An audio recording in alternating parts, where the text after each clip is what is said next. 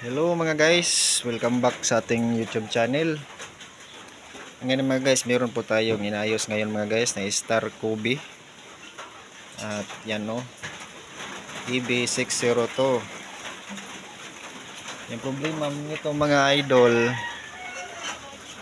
sabi ng may-ari, ito daw yung kanyang volume, master volume mga guys. At ayan nga, binuksan ko na nga kanina. Sa tingin ko mga guys, hindi pa naman siya masyadong may kalumaan, no? Bago pa naman yung amplifier, kaya hindi ko na talaga sinuspityan itong kanyang itong kanyang master volume. At nakita ko kanina mga guys, no, na mayroon po sira yung kanyang itong IC na ito mga guys. So, yan. Yung meron kasi yung mga guys number ito. Yan. At sabi ng may-ari, volume lang daw yung problema niya. Pero ayan mga guys, na nakita ko yung talagang masira niya mga guys. Ito yung number nito yung number ito napaka 4558D GRC 4558D GRC. Ito po yung IC mga guys na nakita ko na nasunog. Pero kahit sunog nga guys, no, tinesto kanina, pinatugtog ko, tumugtog naman siya.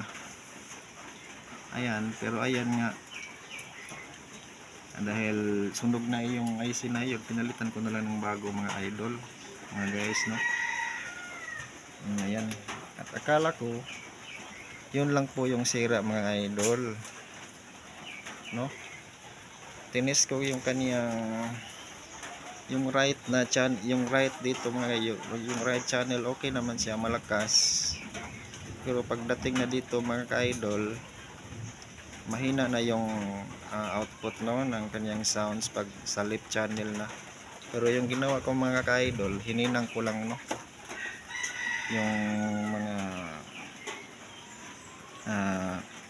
hinang dito sa board dahil may mga groove na yung kanyang mga hinang. At yun lang po yung ginawa ko mga ka-idol, no, mga guys. At ayan nga, bumalik na yung kanyang tunog dito, malakas na tunog dito sa left channel. At same na sila na lakas, no, mga idol. At yun lang po yung ginawa ko mga ka-idol, hininang ko lang yung mga board, no, dito at saka dito sa kanyang board na ito, yung malaki. Yan lang po yung ginawa ko. Tapos pinalitan ko ng IC dahil sunog na yung IC. Pero kahit sunog yung IC mga ka-idol, no, may tugtog pa naman siya. Gumana yung kanyang amplifier pa naman, no, kahit sunog yung IC dito. Pero pinalitan ko na lang mga ka-idol. Yan.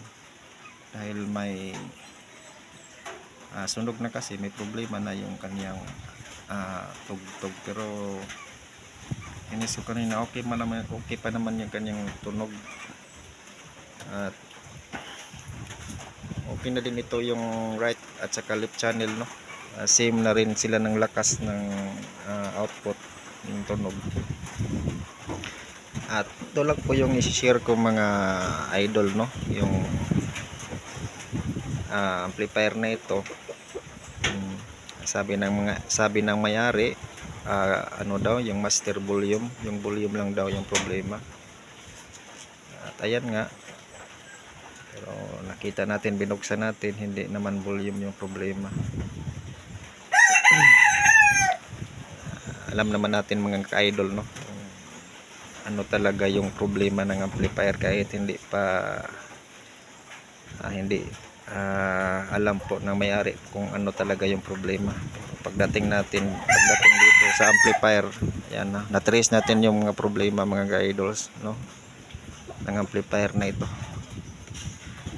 Ayan, no? Okay na to mga ka-idol. Hininang ko lang ng konti yung mga